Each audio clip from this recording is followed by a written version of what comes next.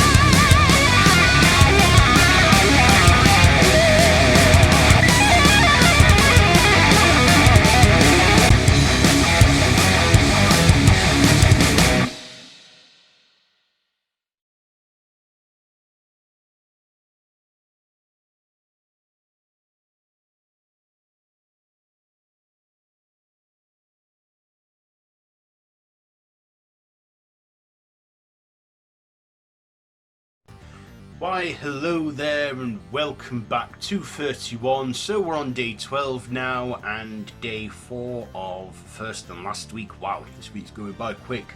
So for that one, yesterday I reviewed the first installment of George A. Romero's Dead series. So today I'm reviewing the last installment, sequel-wise, and that is Land of the Dead.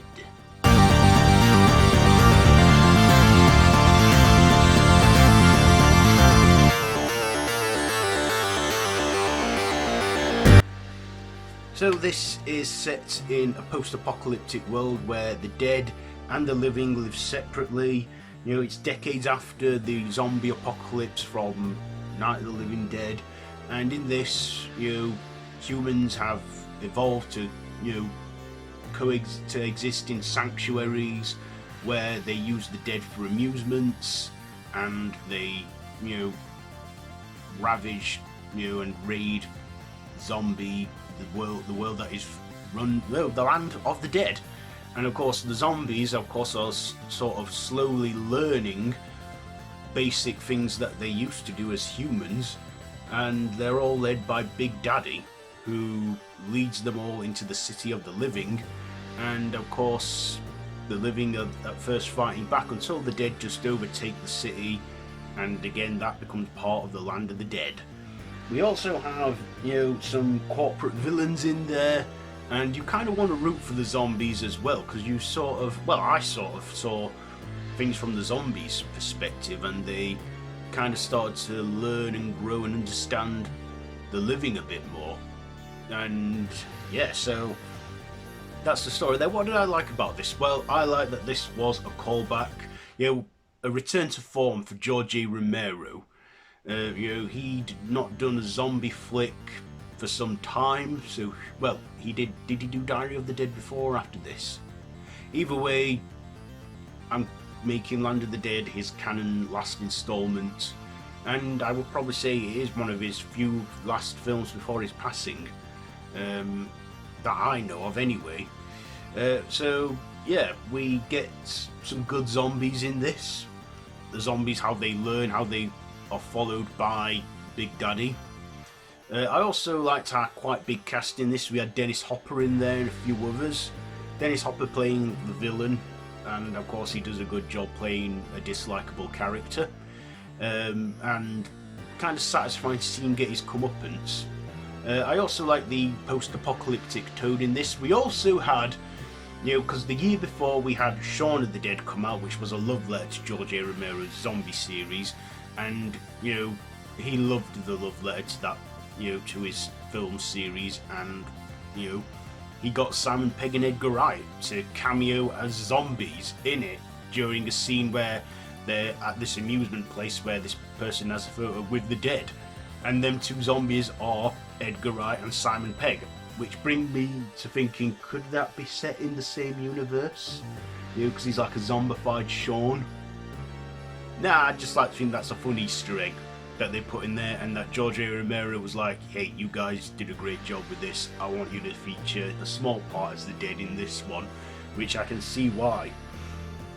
But yeah, probably his first, well yeah, definitely is one of two dead flicks that are in this century, and you know, you could tell George was just making this out of the love of his, of his creation, and made this good film with some action in there and some zombies, some deadness, and at this point, not like the first movie, he was still like an amateur, he was still getting to know his grounds and that, but decades later, he was a pro at this. He knew what he was doing with zombies because he made the modern zombie, and the zombie genre has, took off a long way since then, and, this is like the king of the dead, the father of the dead, George A. Romero, and this is just a fantastic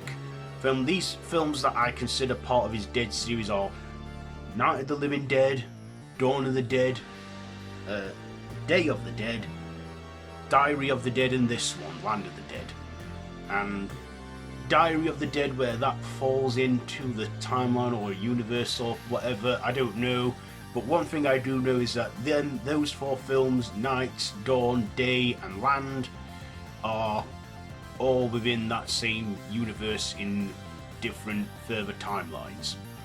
And always features a different cast, but always features his zombies. You could still watch these movies without seeing the previous ones, as they are different stories, but still feature the zombie apocalypse. Do I have any errors about this film? Anything I didn't like? I guess Dennis Hopper's villainous character was a bit unlikable. And Tom Savini, he returned as well, playing that biker guy. So yeah, one characters from like the old movies appeared in there. I can't remember his character's name now from that, but I know that he was in there. Because Tom Savini and George A. Romero have a good friendship going. Well, had, because he's sadly not with us anymore, Romero. But, the fact that we still see Romero at his best, fantastic, and, I love this one too. In fact, like I say, I love George A. Romero's Dead series, so, what am I gonna... Do I need it? Is there anything else I want to say about this one before I wrap things up? Yeah, this was definitely done on a bigger budget. They could afford better things for it. And that's the thing with the Dead series. The quality seems to have improved, but still, the old pictures haven't aged badly at all. So, Land of the Dead. What am I going to rate this one? You know what, I will probably give it... You know what, I'll give it 4 stabs out of 5, because I do personally like this one. 4 stabs out of 5 for Land of the Dead. So there you go, there's my review for today. Have you seen it? Let me know what you think down below in the comments, and to share with your friends, and feel free to subscribe to the channel if you haven't already, and to hit that notification bell. You can watch all the first and last week so far on the channel, and this series of 31 on the channel. So yeah, it's Thursday the 12th. So tomorrow is, yep, we have our one of our favourite dates in one of the best months of the year. It is, of course, I'm talking Friday the 13th. Where I got my shirt on here of Jason Ian that says Friday the 12th, but don't worry, it's Friday the 13th tomorrow. I think we all know what I'm going to review for that one, don't we? I mean, I've listed it out, I've shown you all. Yeah, so first and last week, how will this work given that we've got odd numbered days in this week? Well, like I said, that the first installment of these next 2 franchises that I'm going to review did conclude sequel wise with its crossover, so I've worked out something for that. So yeah, see you tomorrow for that, Friday the 13th. And until next time, don't have nightmares.